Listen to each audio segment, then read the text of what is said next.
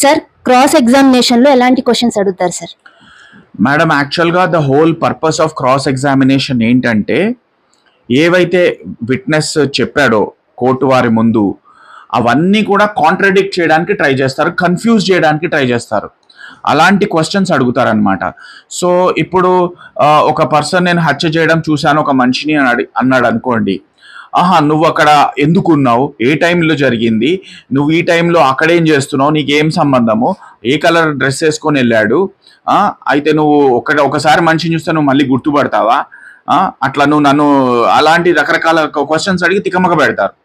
అలా అలా అలా అలా అలా ఫ్లోలో వెళ్తూ వెళ్తూ వెళ్తూ ఏదో ఒక క్వశ్చన్ టక్మని అడిగాగానే తను అవును ఇది అబద్ధం అనగానే అబద్ధం అనగానే పట్టుబడతాడు, ఇదంతా అబద్ధం అని. అట్లా అట్లా ఇదంతా క్రాస్ ఎగ్జామినేషన్ పర్పస్ ఏంటంటే తికమక పెడతారు, అంటే కన్ఫ్యూజ్ చేయడమే దాని మెయిన్ పర్పస్.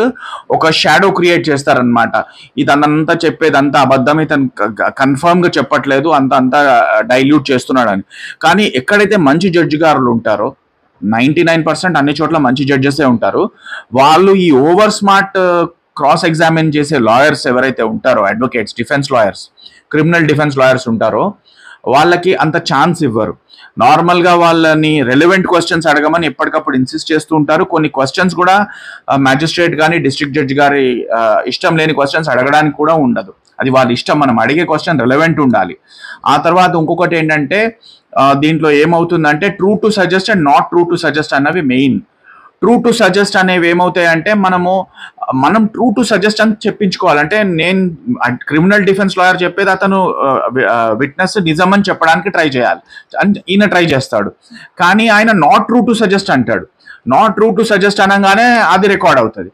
సో ఎప్పుడైతే మనము చాలాసార్లు చూసాను నేను క్రాస్ ఎగ్జామినేషన్, ఎంతో మంది డిఫెన్స్ లాయర్స్వి, వాళ్ళు హండ్రెడ్స్ ఆఫ్ క్వశ్చన్స్ అడిగి ఇర్రెలవెంట్ క్వశ్చన్స్ అడిగి టైం వేస్ట్ చేస్తూ ఉంటారు, అన్ని నాట్ ట్రూ టు సజెస్ట్ వే తీసుకుంటూ ఉంటారు.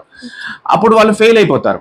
ట్రూ టు సజెస్ట్ మనకి 1-2 ఉన్నా కూడా అవును మీరు చెప్పేది కరెక్ట్ అనిపించుకోవాలి. అలాంటివి అనిపించుకున్నామంటే డెఫినెట్గా మనం వాళ్ళ స్టేట్మెంట్ డిపోజిషన్ ని కంప్లీట్ గా డెమాలిష్ చేసిన వాళ్ళం అవుతాం.